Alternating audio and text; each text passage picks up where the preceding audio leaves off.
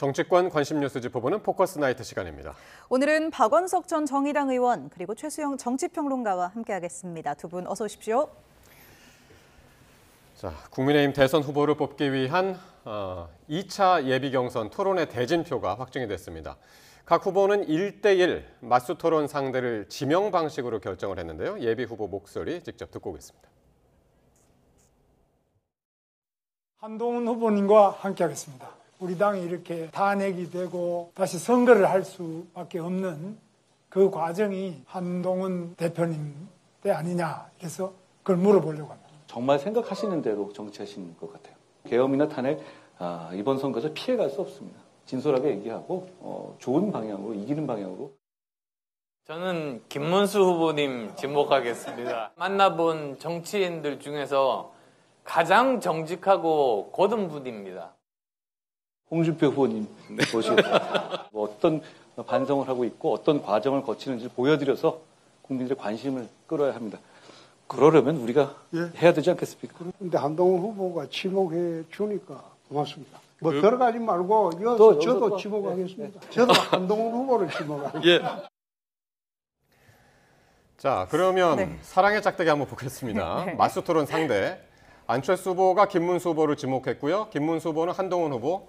한동훈 후보하고 홍준표 후보는 서로 지목을 해서 토론을 모레 2번 하게 됐습니다. 어떻게 보셨나요? 사실 이렇게 되면은 사실 이제 양강구도가 미리 보는 양강구도 아닙니까?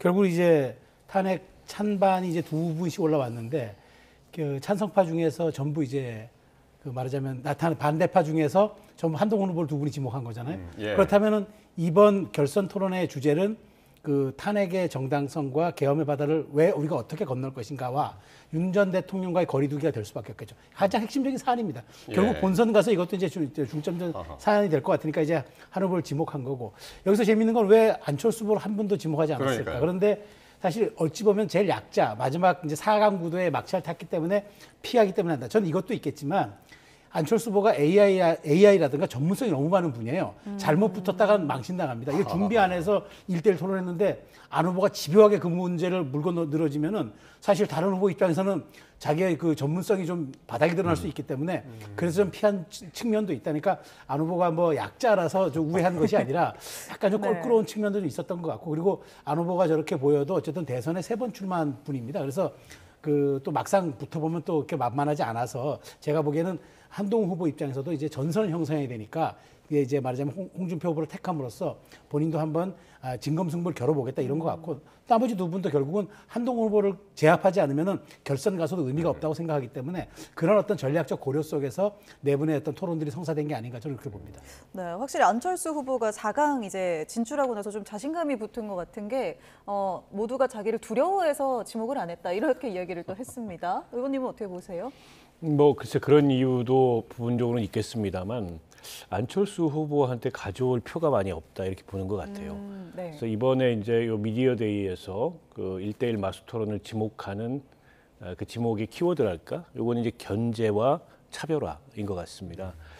사실 그 김문수 후보가 한동훈 후보를 선택한 이유도 누구를 가장 견제해야 되고 누구와 토론을 했을 때 본인이 가장 차별화될 수 있을까? 아마 한동훈 책임론을 제기하지 않을까 싶고요. 또 홍준표, 한동훈 두 후보가 서로를 이제 맞지목을 했는데 마찬가지죠. 서로에 대해서 가장 경계하고 있고 또 서로를 그 토론을 통해서 차별화를 극대화시키겠다 이런 전략이 담겨 있는 것 같아요. 그래서 아무튼 좀 재밌게 됐습니다. 그러니까 사실 가장 큰 수혜자는 한동훈 후보가 돼버렸어요. 한동훈 후보는 3차례를 토론을 하고 안철수 후보는 한 차례밖에 지금 토론을 안 하거든요. 어쨌건 이제 노출을 많이 하게 되니까 특히 이제 이번에는 당원 50%가 투표 방식에 반영이 되지 않습니까? 그러니까 한동훈 후보 입장에서는 이제 당원들 그 중에서도 탄핵에 반대했던 그런 의견을 갖고 있는 당원들로부터 이제 그동안에 표를 좀 얻기 쉽지 않다 이런 관측이 있었는데 아마 이런 토론을 통해서 그 당원들을 설득하고자 하는 그런 의도도 담겨 있지 않을까 싶습니다. 2차 경선 룰도 지금 함께 말씀해 주셨는데 국민의힘 2차 경선 관전 포인트 하면은 뭘 꼽으실 수 있을까요? 그러니까 윤 전 대통령과의 관계 설정. 아까 잠깐 언급하셨습니다만 어떻게 보시나요? 관전 포인트? 그러니까 그게 이제 중요할 수밖에 없어요. 왜냐하면 결국 본선이라는 거는 이제 본선에 가까이 갈수록 지금 최종 파이널 경선에 갈수록 결국 이길 수 있는 후보가 누구인지를 찾게 될 거고요. 두 번째가 결국 윤 전 대통령의 관계 설정이라는 게 계엄을 어떻게 해석하느냐, 그다음에 탄핵에 대한 우리 입장들을 어떻게 정할 것인가가 기준이 될 수밖에 없는 거죠. 왜냐하면 이재명 후보가 유력시 되고 있잖아요. 나왔는데 딱 4글자만 계속 집요하게 묻습니다. 내란 종식, 내란 청산, 국민의힘 내란 공범 계속 이렇게 몰아붙일 겁니다. 이건 저는 안 봐도 알 수 있을 것 같아요. 그러면 여기에 대해서 최소한 당의 입장 정리, 후보가 될 뿐이라면 어느 정도 선을 그어놓고 나가야 되는 건 분명한 사실이기 때문에 그게 쟁점이 될 수밖에 없고 김문수 후보는 이걸 직격하겠다고 생각해서 한동훈 후보를 지목한 것 아니겠습니까? 근데 이번에 저 많은 사람들이 나경원 의원이 올라갈 거로 봤는데 날이 떨어졌잖아요. 저는 그걸 이렇게 봐요. 이제 물론 안철수 의원의 개인 경쟁력도 약간 일부 있었겠지만 저는 그 나경원 의원이 그렇게 체제 전쟁이라든가 드럼통 캠페인 같은 강성 기류의 캠페인을 하는 것까지는 어느 정도 저는 괜찮았다 보는데 중요한 건 그 기세가 꺾인 게 제가 보기에는 뭐 정확한 흐름은 아니지만 그게 윤 어게인이라는 신당설이 부각됐을 때가 가장 주춤했을 것으로 저는 봐요. 근데 여러 가지 지표를 놓고 보면 약간 그런 흐름이 있어서 그렇다면 굉장히 대선의 이 승리 법칙이라는 게 확장하고 넓히면은 이기는 거고 좁히면 죽는 거거든요. 근데 윤석열 대통령은 분열의 시그널을 낸 겁니다. 물론 이제 철회하고 윤 전 대통령이 만류했다고는 했지만 그런 것들이 저는 오히려 탄핵 찬반 구도에 두 명 만들어준 요인이라고 보기 때문에 그 부분도 어쨌든 파이널 경선까지 가는 과정에서는 핵심적인 주제가 될 수밖에 없고 그게 후보 간 토론의 쟁점이 될 겁니다. 나경원 의원이 대선에 나온다고 선언하기 바로 직전에 윤 대통령을 독대하고서 그다음에 선언을 했잖아요. 어떻게 보시나요? 그래서 윤심 후보라는 걸 내세우진 않았지만 은연중에 본인이 윤심 후보임을 이제 그 장면을 통해서 연출하려고 했던 것 같아요. 앞서 이제 그 지적도 해주셨지만 나경원 후보의 캠페인이 너무 올드했습니다. 더군다나 이제 체제전쟁, 이념전쟁이라는 말이 지금이 내란 뒤에 탄핵 상황에서 잘 성립이 안 되는 게 체제를 수호하는 건 헌정질서를 수호하는 겁니다. 그리고 그 체제를 어지럽히거나 전복시키는 것은 헌정질서를 어지럽히거나 전복시키는 행위이고요. 근데 윤석열 대통령이 했던 이 비상계엄과 내란이 바로 헌정질서를 어지럽히고 전복시키려 했던 시도지 않습니까? 그럼 과연 누가 이 체제전쟁에서 체제를 수호하는 세력이냐? 이 메시지가 논리적으로 제가 보기 설득력이 없습니다. 그런데다가 뭐 드럼통 캠페인 같은 것도 어떻게 보면 좀 이재명 그 포비아 이걸 좀 극대화시키겠다 이런 취지에서 한 캠페인이었는데 좋은 평가를 못 받았거든요. 그러니까 지금 이제 윤석열 대통령이 막상 파면이 되고 나니까 그동안에 입장을 표명하지 않고 있던 국민의힘 당원이나 지지층 중에 합리적 지지층 또 전략적 균형 감각을 좀 이렇게 보이는 지지층들의 의견이 모이고 있다고 생각하거든요. 그게 저는 안철수 후보를 4위로 밀어올린 힘이라고 생각해요. 근데 그에 반해서 나경원 의원은 가장 극단적으로 어떻게 보면 이제 탄핵에 반대하는 목소리를 내는 그런 캠페인을 했는데 그게 별로 효과를 못 본 데다가 앞서 지적해 주셨지만 윤석열 이름이 자꾸 경선에 등장하는 게 국민의힘으로서는 사실 맞득지 않고 가급적 그 이름을 좀 가리고 싶어 하는데 윤석열 전 대통령이 무슨 윤 어게인 신당 이걸 가지고 그 본인을 변호했던 변호사들 만나고 이런 장면이 노출이 되니까 자연스럽게 그에 대한 거부감이 또 한편으로 결집이 됐는데 그게 이제 나경원 후보가 손해를 본 그런 대목이 아닌가 싶습니다. 그래도 김문수 후보가 이제 나경원 후보 표까지 좀 흡수하면 유리한 상황 아닌가 이런 생각도 드는데요. 글쎄 어느 후보의 표를 또 어느 후보가 흡수하게 될지는 모르겠는데 근데 언뜻 이제 뭐 이 헤아려 보면 탄핵에 반대하는 그런 공통된 입장을 가졌기 때문에 홍준표 후보나 김문수 후보가 나경원 후보의 표를 좀 가져가지 않겠나 이런 예상이 있습니다. 실제 나경원 후보가 그 두 분 중에 한 분의 손을 들어줄지도 좀 지켜봐야 될 것 같고요. 근데 이제 그건 단순한 셈법이고 꼭 이 선거라는 게 그런 단순한 셈법으로만 표가 좌우되는 건 아니거든요. 때문에 결과는 지켜봐야 되겠습니다만 어쨌든 4강에서 2강으로 좁혀질 때 탄핵에 찬성하는 후보, 탄핵에 반대하는 후보 각각으로 표가 결집되면서 결국 이 찬탄과 반탄의 대결이 되지 않을까 싶습니다. 예. 한덕수 대행의 이제 출마 여부도 관심인데요. 오늘 한덕수 권한대행이 한미연합사를 찾아서 장병들을 격려했습니다. 그러면서 그 자리에서 자신은 육군 예비역 병장 한덕수라고 이제 소개를 하기도 했고, 그래서 이게 대선 행보도 아니다. 논란이 좀 있는데 어떻게 보시나요? 저는 뭐 대선 행보라고 콕 집어 말하기는 어렵지만 전략 기획 일정이에요. 왜냐하면 지금 통상 전쟁 때문에 관세 전쟁 때문에 우리 지금 최상목 장관하고 그 통상교섭본부장이 지금 산업부 장관이 가지 않았습니까? 이게 이 플러스 이제 이게 이제 그 미국과의 협상인데 그거는 이제 말하자면은 일종의 경제 동맹과 경제 동맹에서의 협상 문제인데 그에 앞서 우리는 안보 동맹이라는 걸 과시하는 거죠. 그 대통령 권한 대행으로서. 그래서 이제 주한 연합 한미 연합사를 찾은 건데 여기에 가니까 당연히 뭐 본인의 군 이력을 얘기해야 되죠. 근데 이게 미묘한 게 이게 지금 육군 예비역 병장이라는 건 난 병역을 피했어요. 특히나 이제 유력 후보 이제 민주당 이재명 후보 같은 경우는 이제 군의 미필이니까 어쨌든 뭐 다른 이유로 이제 다친 것 때문에 그러다 보니까 은연중에 나는 갖출 건 다 갖춘 사람이고 대선 후보로서 결격 사유가 없는 사람입니다를 비친 게 되니까 해석이 되는데 지금 한대행의 한마디 한마디가 정치적 해석을 나올 수 있는 만큼 한덕수의 징발론 혹은 한덕수 추대론 모든 어쨌든 한덕수 대행의 출마론이 지금 정치권의 화두가 되고 있다는 반증이죠. 예, 박 의원님. 아니 이렇게까지 뭐 추대설이 퍼지고 있는데 그에 대해서 명확하게 선을 긋지 않는 건 본인도 출마 의사를 가지고 여러 가지를 저울질하고 있다 이렇게 봐야 되겠죠. 그래서 오늘 저 장면도 안보를 이슈로 한 일종의 이제 대선 행보다 이런 해석이 안 나올 수가 없습니다. 그런데다가 이게 통상 이제 한덕수 총리의 그 메시지하고는 다르게 본인의 군 경력을 부각시켜서 육군 병장 출신이다. 이것도 사실은 정치인들의 메시지거든요. 여러모로 지금 한덕수 총리가 그 출마를 놓고서 저울질을 하고 있는 건 맞는데 저는 개인적으로 그 결심을 최종적으로 할 수 있을까? 저는 여전히 좀 회의적입니다. 결국 한덕수 총리가 믿을 거는 지지율과 그다음에 국민의힘 내부까지를 포함하는 추대의 분위기 이건데요. 국민의힘에서 단일화를 하겠다 이런 이제 긍정적 의사표시는 나오고 있지만 한덕수 후보는 이제 무소속으로 한덕수 총리 출마하게 되면 무소속으로 출마하게 되는데 얼마 전까지 여당이었던 정당의 후보를 단일화 경쟁에서 이길 수 있을까요? 그 자체도 제가 보기에 굉장히 버거운 일인데다가 그럼에도 불구하고 출마를 한다면 지지율이 압도적으로 나와서 이재명 후보와의 양자 대결, 좌자 대결에서 앞서는 지지율 이런 게 나와야 출마를 결심할 수 있을 텐데 객관적으로 그런 상황이 아니거든요. 네. 주변에서 뭐 추천하고 부추기긴 하지만 출마 결심이 쉽지는 않을 거다 봅니다. 네, 내일은 또 뭐 추경안에 대해서 시정 연설도 예정돼 있고 또 그날 밤에 이제 그 한미 통상 협의도 이어지는 만큼 계속해서 행보가 주목되는 건 맞는 것 같습니다. 바른미래당 손학규 전 대표는 또 한대행을 차기 대통령감으로 꼽기도 했습니다. 한덕수 대망론에 힘을 보태고 있는 모습인데요. 직접 듣고 오시죠. 참여 요청은 받았습니다.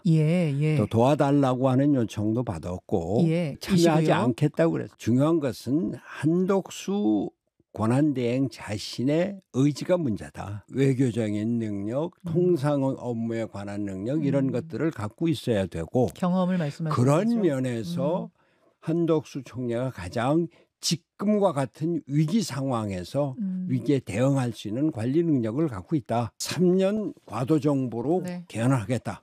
그러면 저뿐만이 아니라 그 많은 사람들이 도울 자세가 돼 있고. 네, 출마 가능성이 뭐 7, 80%다 이런 이야기도 나왔었는데요. 국민의힘 최종 후보 4명 중에 그러면 누가 돼야 가장 출마할 결심이 좀 설까요? 뭐 제가 보기에는 일단 가장 먼저 김문수 후보. 김문수 후보는 언제라도 내가 그 단일화 협상에 응하겠다고 얘기했고 홍준표 후보가 처음에는 굉장히 좀 약간 모호하다가 그다음에 반대하다가 바로 직전에 오늘 보니까 나도 열려 있다. 나도 이제 좀 모든 가능성 열어놓고 보겠다. 이렇게 또 얘기를 했습니다. 바뀐 지가 한 두어 시간밖에 제가 안 된 걸로 알아요. 그래요? 그래서 한동훈 후보는 아직도 명쾌하죠. 나는 어쨌든 한덕수 대행은 대행의 업무에만 진력해야 된다고 본다. 안철수 후보도 이거는 내가 단일화 협상 여지가 있다. 그러다 보니까 결국에는 이제 이게 상수가 되는 그런 분위기인데 저는 지금 손학규 전 대표의 이야기가 굉장히 의미가 있는 게 손 전 대표는 이 얘기를 분명히 했어요. 이번에 국민의힘이 귀책 사유가 있기 때문에 후보를 내는 것보다 오히려 밖에 후보를 내자고 밖에 후보를 내는 게 승산이 있다라는 얘기를 이미 다른 방송에서 했습니다. 그렇기 때문에 저는 이 해석을 어떻게 하냐면은 지금 국민의힘이 사실상 이번 선거가 엄밀히 따지면 윤 대통령 파면으로 인한 대선 보궐선거 형태 아니겠습니까? 그렇다면 귀책 사유가 있는 정당은 후보를 내지 않는 게 우리가 맞는데 대선이니까 안 낼 수는 없죠. 100번 양보해서 이런 구도 싸움에서 밀리면은 이 구도를 바꿀 수 있는 거는 더 큰 구도를 내는 거거든요.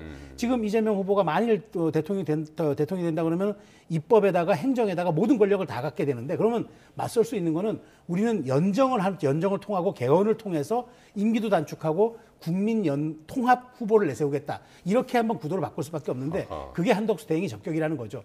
다만 말씀하신 것처럼 국민의힘이 그러면 기호 2번을 포기해야 될 상황이 올 수도 있습니다. 무소속 후보는 정당명을 못 갖기 때문에 뒷순으로 갈 수밖에 없어서 기호 2번을 포기해야 오는 상황까지 국민의힘이 감당해야 되는데 과연 그게 현실화될 수 있을까? 이 점은 좀 지켜볼 대목이죠. 그래서 국민의힘에서 지금 빅텐트 단일화 이제 그런 이슈들이 계속해서 나오는데 그래서 한덕수 대행뿐만이 아니라 이준석 개혁신당 그 후보도 지금 이름이 계속해서 나오고 홍준표 후보가 오늘 이런 얘기를 했습니다. 이준석 후보하고 통화를 했는데 보수 빅텐트의 가장 중요한 사람이다. 이렇게까지 얘기를 했네요. 그러니까 아마 개인적으로 이준석 그 후보하고 친분이 있기 때문에 본인이 이제 친분이 있고 본인이 후보가 되면 이준석까지를 포함한 보수 빅텐트를 할 수 있다. 이런 어떤 의지와 자신감을 피력한 게 아닌가 싶은데요. 근데 이제 문제는 이준석 후보 입장에서는 저 빅텐트가 이기는 빅텐트라면은 본인이 활용점정식으로 단일화를 해줌으로써 정치적 성과를 가져가는 게 유리할 수 있는데 이길 수 없는 상황이거든요. 그런 상황에서 오히려 이제 독립적인 이미지, 또 장기적인 어떤 비전 이런 측면에서 손해를 보는 그런 원칙 없는 단일화가 될 수 있기 때문에 지금까지 이제 거부감을 표하고 있고 지금 또 캠페인 초반이기 때문에 지금부터 단일화를 얘기하면 저 캠페인이 진행이 안 됩니다. 그래서 강하게 선긋기를 하고 있는 것으로 보이고요. 앞서 이제 그 구도를 바꾸기 위해서 한덕수라는 귀책이 없는 후보의 출마 이런 말씀을 하셨는데 한덕수 후보는 귀책이 없는 사람이 아닙니다. 내란 정권의 3년 동안의 2인자였고 또 지금도 내란 사건의 피의자로 수사 대상이 돼 있는 분이에요. 때문에 한덕수 후보가 되면 그야말로 이제 내란 프레임이 더 강화되는 겁니다. 그래서 국민의힘이 후보 낼 자격이 없다. 이제 이런 인식에는 공감을 하는데 그 대안이 한덕수다. 여기에 이제 국민들이 과연 얼마나 공감하겠느냐. 그런 면에서 설사 한덕수 후보가 장외에서 등장을 해서 국민의힘 후보를 흡수한다 하더라도 그건 새로운 구도가 될 수 없다 이렇게 봅니다. 아까 나경원 의원 얘기 잠깐 나왔습니다만 1차 컷탈락 후보들의 표가 어디로 향할지 관심인데 양향자 전 의원이 한동훈 후보 지지를 선언했고요. 그래픽 있으면 잠깐 보여주시면 이제 현역 의원들 움직임도 이제 보이죠. 윤상현, 이용 의원이 이제 김문수 캠프에 참여를 했고요. 네, 그리고 홍준표 후보 캠프에 이철규 의원이 합류했고 조금 전에 말씀하신 것처럼 양향자 의원, 한동훈 캠프에 연대를 했습니다. 삼선의 김성원 의원도 지지 선언을 한동훈 캠프, 한동훈 후보에 했고요. 그리고 유정복 후보에게도 지원 요청을 한 상태고요. 안철수 캠프에서는 아직 정비 중인데 인선이 곧 발표될 거라는 소식입니다. 어떻게 보시나요? 현역 의원들의 움직임. 어쨌든 그 현역 의원들의 움직임도 상당히 중요하지 않습니까? 당심 50%니까 현역 의원들 중요하죠. 근데 조금 전 말씀하시면서 이제 후보들이 이제 탈락한 후보들의 표가 어디로 갈 것이냐.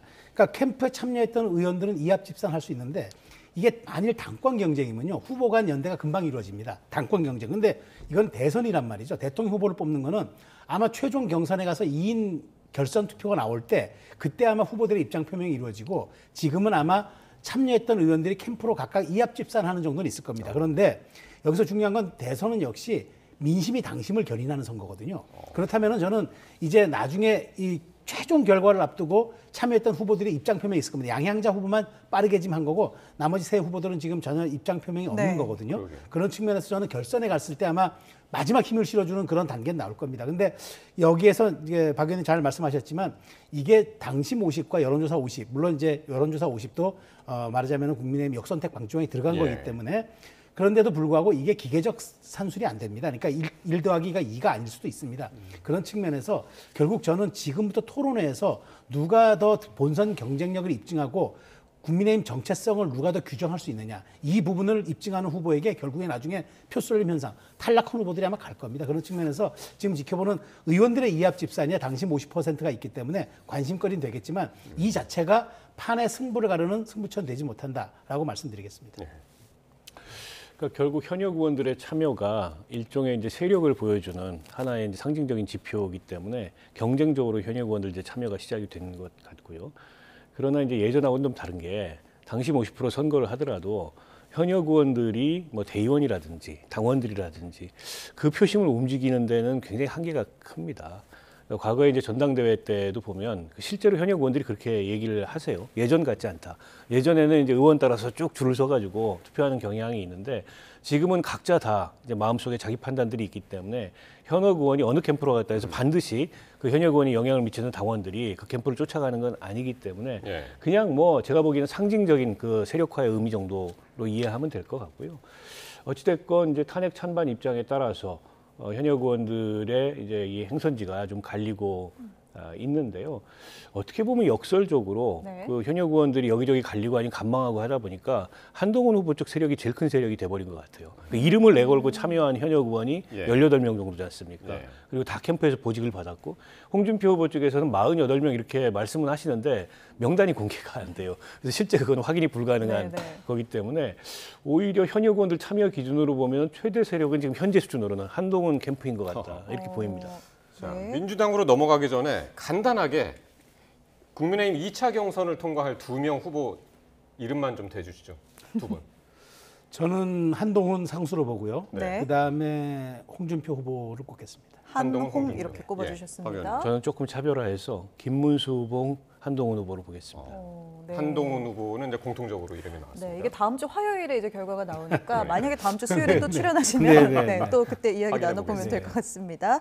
네, 계속해서 민주당 이야기로 그러면은 넘어가 보도록 하겠습니다. 민주당은 오늘 유튜브를 통해서 2차 토론회를 열었는데 김동연 후보가 토론회보다는 간담회 같은 느낌이 든다 뭐 이렇게 말을 할 정도로 주요 쟁점 사안의 대체로 좀 뜻을 같이 한 분위기가 느껴졌어요. 어떻게 보셨습니까? 사실 제가 좀 뭐 이렇게 거칠게 얘기 말씀드리면 이번 민주당 경선은 이재명 대표 후보의 추대 대회입니다. 뭐 경선이라고 할 것도 없습니다. 민망합니다. 왜냐하면 어대명이 아니라 9대명, 90% 지금 득표를 목표로 하는 지금 이 상황에서 무슨 네거티브가 의미가 있겠고 정책 경쟁이 무슨 의미가 있겠습니까? 그래서 저는 오히려 이 김동연, 김경수 이 두 분은 제가 보기에 사실상 뭐 조연이라기보다도 엑스트라에 가깝다. 그래서 정말 4억 원 비싼 기타금 내고 물론 차기를 도모하는 그런 측면은 있겠으나 이게 가성비 측면에서 이게 과연 온당한가라는 제가 질문을 드리고 어찌됐건 뭐 민주당에서 이제 이렇게 경쟁을 하는데 저는 이건 한번 좀 지목하고 싶어요. 뭐가 있냐면 이렇게 무난하게 이제 거의 추대식으로 경선이 끝나버리잖아요.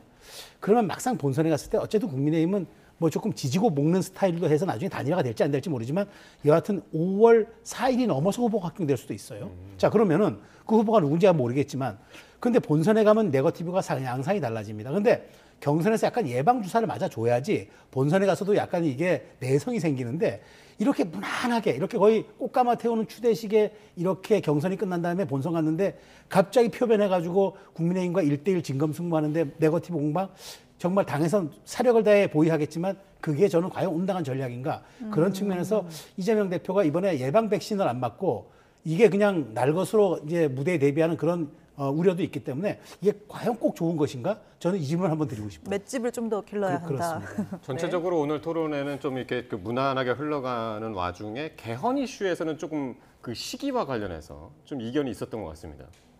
아무래도 이제 김동연 후보가 가장 적극적으로 목소리를 내는데요. 김동연 후보는 민주당 쪽에서 잘 얘기하지 않는 임기단축 개헌을 얘기를 합니다. 그래서 이번 대통령이 3년만 하고 본인이 된다면 개헌과 동시에 이제 물러나겠다.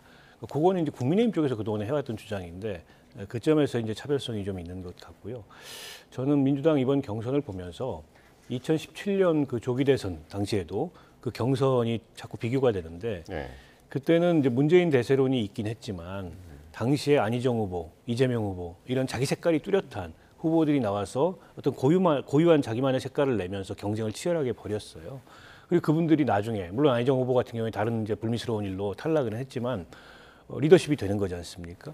근데 지금 김경수, 김동연 두 후보는 워낙 이재명 후보 대세론이 압도적이어서 그런지는 모르겠으나 자기만의 고유한 색깔이 잘 보이지 않습니다. 그러니까 정책적 차별화를 얘기하고 있습니다만 민주당의 정책 바운더리, 정책 경계 안에 있는 그 목록들이거든요. 그래서 특별히 이재명 그 후보의 차별성이 잘 안 보여요. 그런데다가 이른바 이제 뭐 착한 2등 경쟁 아니냐.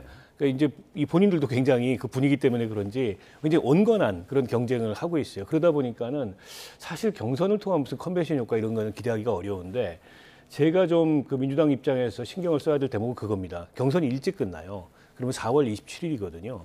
말씀하셨듯이 국민의힘 경선은 5월 4일까지 갑니다. 그 뒤에 또 무슨 뭐 보수 빅텐트니 단일화니 그러니까 이슈를 국민의힘이 주도하고 선점할 가능성이 높아요. 근데 4월 27일 먼저 선출이 돼가지고 다른 건 부각이 안 되고 대법원에서 뭐 이재명 대표 심리를 집중 심리를 한다 이런 것만 부각이 되면 이슈 선점이나 어떤 캠페인의 뭐랄까요 우위 이런 것들을 자칫 점하지 못하게 될 수가 있습니다. 그 점이 지금 저 경선이 좀 밍숭맹숭하게 진행되는 것이 가장 큰 한계인 것 같아요. 네, 이렇게 이변 없는 대세론 속에 이재명 후보는 최근 유명 보수 논객들과 회동을 한 걸로 확인이 됐습니다. 정규재 전 주필이 전한 이재명 후보의 발언 직접 들어보겠습니다. 먹고 살기도 바쁜데 무슨 이념 타령 같은 거 할 형편도 아니고 우선 먹고 살고 봐야지요. 이렇게. 무슨 이념 타령이냐. 네. 이재명 후보가 최근에 정규재 전 주필 그리고 조갑재 달권 대표 등 유명 보수 논객들과 만찬 회동을 한 것으로 알려졌는데요. 어떻게 보십니까? 지금 국민의힘이 지금 아직도 탄핵 찬성이냐 반대냐 경선에 이렇게 사로잡혀 있는 이 와중에 지금 말 그대로 어느 보수 일간지 칼럼의 제목처럼 빈집털이를 하고 있는 겁니다. 지금 좌든 우든 뭐 더 우클릭이든 지금 제가 보기 영토 잠식의 과정이다. 그러니까 지금 사실 제가 어제 이재명 후보가 뭐 정세균 전 총리 만났다 이 뉴스보다도 저는 이에 더 비중이 있다고 보는 거가 뭐냐면 이재명 후보가 나 정치 보복 안 한다, 탕평하겠다, 진보 보수 안 가리고 내가 인재 등용하겠다 이 얘기를 본인 입으로 하는 게 아니라 보수 논객의 입을 빌려서 전원 형식으로 전달되는 거거든요. 예. 이런 게 메시지의 힘이 큰 거예요. 그러니까 이걸 노리고 한 것 같은데 이런 측면에서 보면은 이재명 후보는 지금 사실 경선에 신경 쓰는 게 아니라 벌써 본선형 메시지를 내고 있다. 다만 이제 그게 이제 일찍 이제 마감되는 건 그건 문제겠지만 어쨌든 이재명 대표가 지금 굉장히 영민한 캠페인을 하고 있는데 국민의힘 입장에서는 지금 오히려 아직은 우리가 정체성을 어떻게 확보해야 되느냐가 아직 끝나지 않았기 때문에 이런 일들을 못 하거든요. 근데 이렇게 상징적인 사람을 만남으로써 거의 지금 우클릭도 이렇게 자신감 있게 하는 것은 이재명 후보가 지금 본선형 캠페인을 사실상 하고 있다. 이걸 보여주는 사례라고 봅니다. 자, 영토 확장 뭐 이런 얘기를 하셨는데 관련해서 이재명 후보의 포스터도 요즘 눈길을 끄는데요. 네. 그 포스터 오른쪽 모퉁이에 빨간 삼각형이 있다고 그러죠? 네, 예. 기존에 이 이재명 후보의 포스터에서 사실 빨간색을 보기 힘들었는데 그렇습니다. 빨간 색깔이 등장했습니다. 예. 네. 자, 예, 좀 이것도 일종의 자신감의 표현 같은 거죠. 네. 그러니까 앞으로 이제 대선 캠페인의 방향을 중도를 넘어서 합리적 보수층까지 잠식을 하겠다. 그런데 이런 어떤 의도가 저 포스터에도 담겨 있는 것 같고 지금 저 어깨띠에도 두 분 그 뭐 정규재, 조갑재 대표적인 보수 논객인데 이분들은 탄핵에 찬성했던 분이고 계엄을 강하게 비판했던 분들이에요. 근데 이제 저 두 분으로 대표되는 보수 지지층이 있다는 거죠. 거기까지 이제 본인이 그 영역을 잠식하겠다라는 거고 그래서 두 분 만나서 했던 얘기가 정치 보복 안 하고 이 국민 통합 나설 거고 운동장을 넓게 쓰겠다. 인재 등용에 있어서. 보수 진보 안 가리고 만약에 대선 그 메시지를 이제 앞서 우리 최수영 평론가께서도 말씀하셨지만 본인 입을 통해서가 아니고 그 보수 논객들의 입을 통해서 대중한테 전달되도록 하는 어떻게 보면 굉장히 캠페인을 잘하고 있는 거죠. 국민의힘은 지금 여전히 탄핵 찬반의 자중질환에 휩싸여 있고 그걸 가지고서 논란을 벌이는데 그걸 뛰어넘겠다라는 어떤 의지를 보여주고 있다는 면에서 지금 그만큼 이제 이재명 후보나 민주당이 자신감을 보이고 있다 이렇게 보입니다. 예. 그리고 마지막으로요. 대법원 전원합의체 얘기를 안 할 수가 없는데 이재명 후보의 공직선거법 사건 두 번째 합의기를 내일 연다고 밝혔습니다. 그러니까 어제 전원합의체 회부를 결정하고 당일날 첫 심리를 한 데 이어서 바로 이틀 뒤에 이제 추가 심리를 하겠다는 건데 상당히 이례적으로 빠르게 진행된다. 그래서 이제 이게 주목받는 거는 대선 전에 과연 대법원 결과가 나오냐 이 부분 아니겠습니까? 저는 가능할 거라고 봅니다. 원래는 이제 6월 26일이 제한선이에요. 그런데 지금 이렇게 간다는 건 이례적이잖아요. 근데 이건 대법원의 의지를 드러낸 거고 633 원칙 지키겠다는 거고. 근데 이제 중요한 건 저는 어떤 게 세 가지가 있잖아요. 상고 기각이 있을 수가 있고 유죄 취지로 파기한 성이 있을 수가 있고 대법원이 법률심이지만 파기 자판이라고 스스로 판단할 수도 있는데 저는 이걸 기다리면 될 일입니다. 제가 보기에 이 문제는 오히려 이재명 후보 입장에서 털고 할 수도 있는데 정청래 의원 같은 경우 법사위원장 같은 경우가 뭐 참정권 영향이고 이거는 영향을 끼치려는 거고 매우 이상하다 뭐 이런 식으로 얘기하는데 이렇게 하면 불법 빌드업입니다. 그러니까 우리가 헌재 판결을 8대 0을 다 우리 국민들이 깔끔하게 수렴했듯이 이 부분도 저는 이재명 후보가 법에 의한 지배가 아니라 법의 지배라는 차원에서 이거는 사법정의를 기다리는 게 맞다. 그리고 여기서 어떤 결과가 나오더라도 수용하면 될 일인데 정치권이 먼저 앞서서 감나라 배나라 여론전 펼치는 거 이거는 매우 위험하다고 저는 생각합니다. 633 원칙을 따지더라도 6월 26일이 이제 그 한계거든요. 언제쯤 나올까요, 결론이? 그 6월 3일 대선 전에 판결을 내리겠다는 의지가 보입니다. 그 이례적인 속도전을 하고 있고 물론 이제 판결 내용이 뭘지는 저희가 지금 예단하기가 어려워요. 앞서 소개해 주셨듯이 세 가지 경우가 다 가능한데, 근데 민주당 쪽에서 우려의 목소리도 나오지만 다른 한편으로 보면 대법원이 어쨌든 지금 일종의 이제 사법적 자제 이걸 발휘하기 위해서 오히려 이제 빨리 이 이슈를 털어버리려고 하는 거 아니냐. 6월 3일 선거 전에. 그럼으로써 선거의 영향을 이 재판이 덜 미치도록 하려는 거 아니냐. 이게 이제 6월 3일 넘어가서도 계속 이 재판이 걸려 있으면 헌법 84조 적용부터 시작해서 선거가 끝나고 나도 쟁점이 많거든요. 그게 대법원으로서는 굉장히 곤혹스러운 상황이 될 수도 있어요. 그래서 미리 그걸 정리하기 위해서 속도전을 펼친다. 때문에 너무 민주당 일각에서 나오는 것처럼 비관적으로 볼 필요 없다. 이런 일각의 의견도 있습니다. 물론 판결 결과는 좀 지켜봐야 되겠습니다만 어쨌든 지금 객관적으로 보이는 모습은 6월 3일 전에 결정을 내릴 것 같다. 이렇게 보입니다.